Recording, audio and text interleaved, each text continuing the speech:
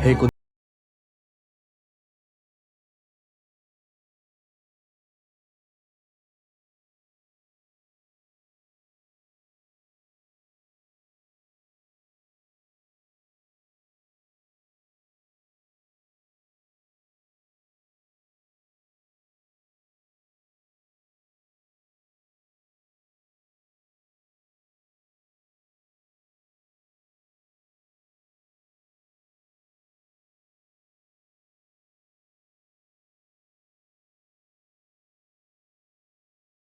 कैसे हो सकता?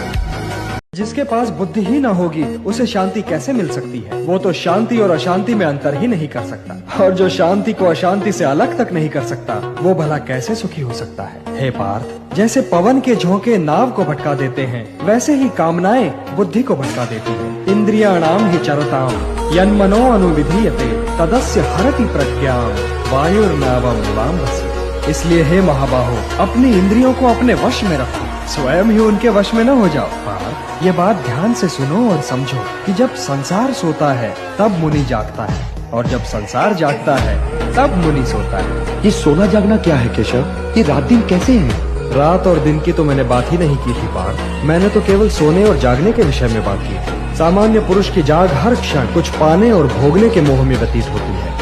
यही उसकी चेतना का लक्ष्य है।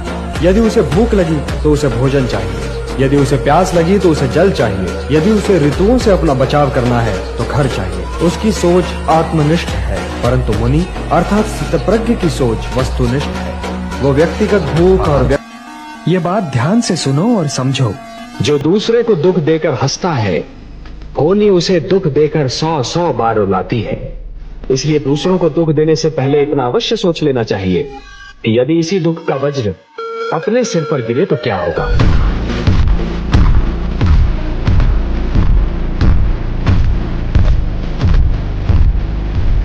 मरने वाले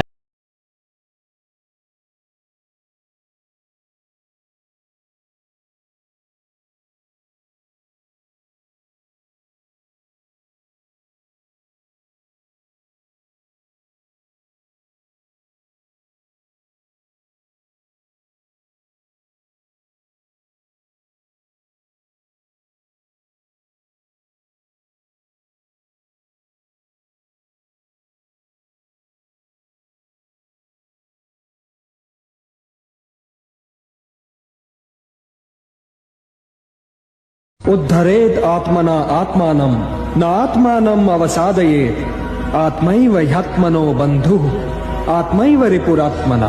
मनुष्य का ये कर्तव्य है कि वो अपना पतन न होने दे और स्वयं ही अपना उद्धार करे। मनुष्य स्वयं ही अपना मित्र भी है और अपना शत्रु भी। जिसने अपने अहम, अपने मन और अपनी इंद्रियों को अपने वश में कर लिया हो वो स्वयं ही अपना मित्र है, और जो इनके वश में हो गया पार्थ, वो स्वयं ही अपना शत्रु है।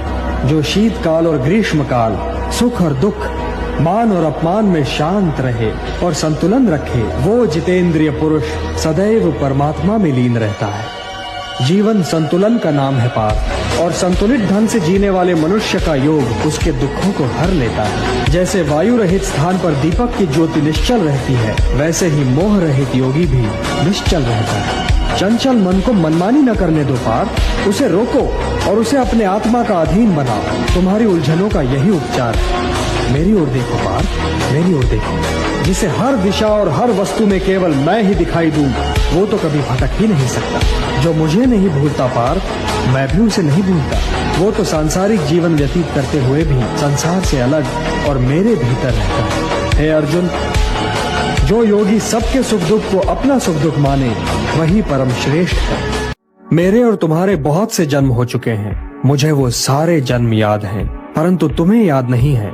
हे परंतप, वैसे तो मैं अजन्मा हूँ, अविनाशी हूँ और समस्त प्राणियों का स्वामी हूँ, परंतु मैं अपनी प्रकृति को अधीन करके अपनी ही योग माया से प्रकट होता रहता हूँ।